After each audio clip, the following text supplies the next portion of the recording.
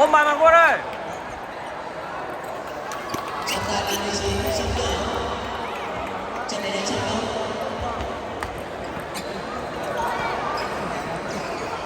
Bàn bóng số 19, bảng 8, đơn nan 13, Hà Ngân Hoàng Anh Dũng gặp Can của Tam Điệp, đội bàn số 19 thi đấu. Bàn bóng số 19, xin nhắc lại đơn nan 13, bảng 8, Hà Ngân Hoàng Anh Dũng gặp Can của Tam Điệp.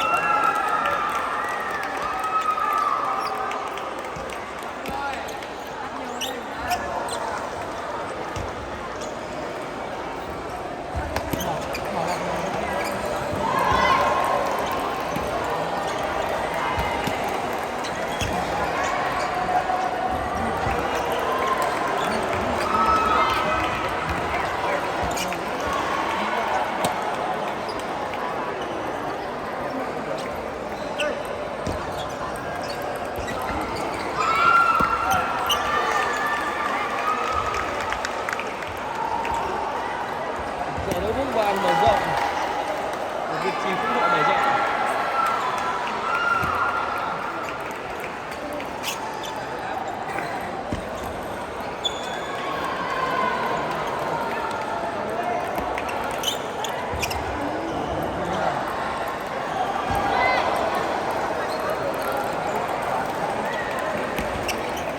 Trấn Phong Đông Triều gặp Dũng Bình Xuyên.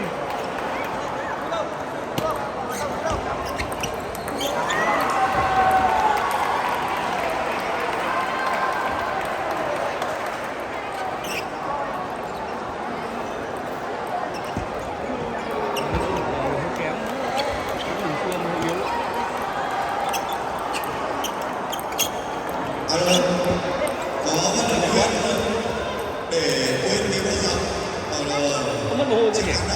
Anh yếu quá thôi. khán giả nào nhận được thì bao nhiêu ban tổ chức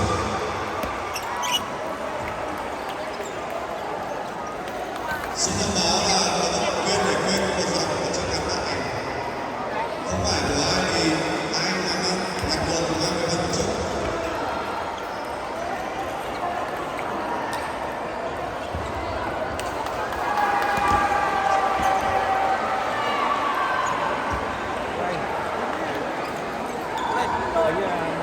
Điểm rồi. Đúng rồi ạ. Bố này.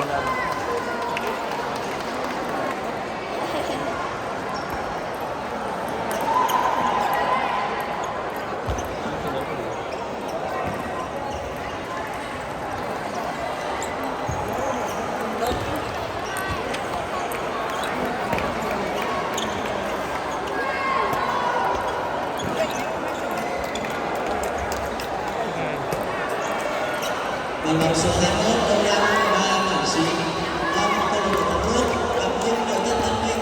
Xin nhắc lại, bàn bóng số 21, Đông Nam 13, Quảng Trị, Long của Bóng nước gặp Minh của Đội Tân Tân Minh.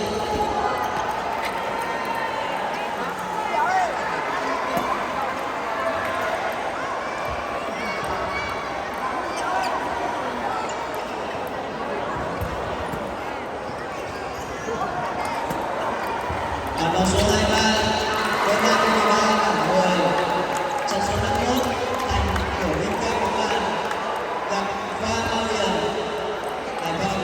Thành Vinh Quang Công an gặp Khoa Bao Điền Hải Phòng trên bàn số 23.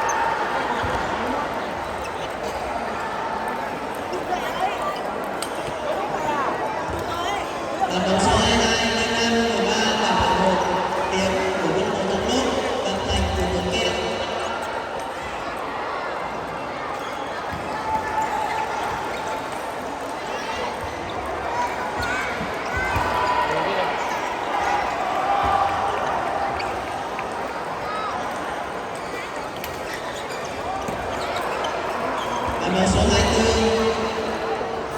bảng 12 đơn nam 13, anh của Xuân Mai gặp Huy của Lê Công Đoàn. Bạn bóng số 24, anh của Xuân Mai gặp Huy của Lê Công Đoàn, đơn nam 13, bảng 12.